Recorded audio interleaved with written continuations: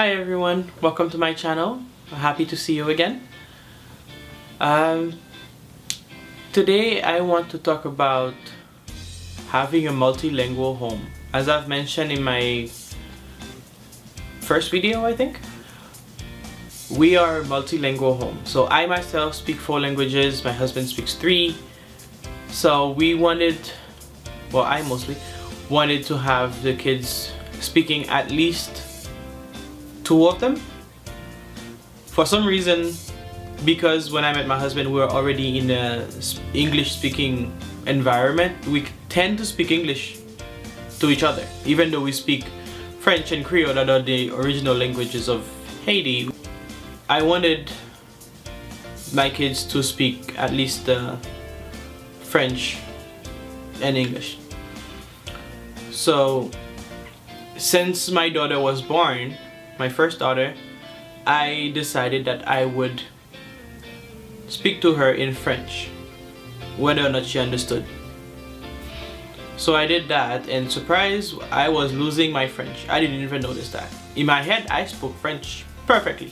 And then when I started talking to the baby, I started wondering, well, how do you say this or that? And you know, little by little, my French started coming back, and well, as she got to talking, I was back to full-on fluent in French, and I kept talking to her the whole time. So one thing I did, and I did consistently without fail, is because we live here in this area of Canada where they speak mostly English, everything on TV was in English, she always came back to English. So when she spoke to me in English, I did not speak English at that moment at all. I had no idea what she was talking about. I'm waiting for the French version of it. So I did that. If I saw that she was really struggling, then I would tell her what she wants to say, but still in French. So I wouldn't repeat the English sentence and just do what she asked. I would tell her, oh, you want to do so and so, but in French. Yeah, eventually she picked it up, and then I put her in a francophone school. So they have a school system in Canada that's called French immersion, which is different than the francophone school in the sense that anyone can put their kids in French immersion. You don't have to speak English. They teach the kids at school the French part. In the francophone system, however, you have in the family, there has to be at least one parent who went to a francophone school, speaks French fluently. So I put her in that school because the difference is in that school everything is in French. They do, I'm pretty sure, eventually teach English, but I'm not at that phase yet. So far, everything is being read and written in French for her. She's in grade 1, so we're not too far yet. I did that with her. I'm doing the exact same thing with my son. Every time he tells me something in English, that's great. Now here's the French word for it. It becomes a little bit tricky sometimes, especially when, for example, I'm going to the gym and they have a childcare at the gym where I drop him off for 2 hours while I work out. I keep it in French, but there are some things that I want him to know what to say, especially now that, as I mentioned before, I'm in the potty training phase. So I need him to be able to communicate to someone else that he needs to go potty.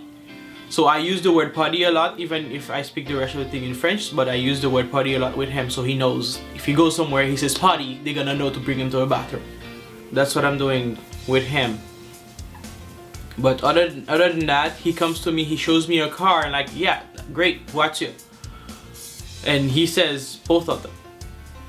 And I encourage it, and that's one thing, it's very common. If you are one of those multilingual homes, don't be discouraged. There will be times when they will be mixing the languages. I mean, I do it as an adult. I speak to my husband, 3 languages are combined. Whatever expression says what I mean to say the shortest is the language that's gonna be used. I can't really blame the kids for doing the same.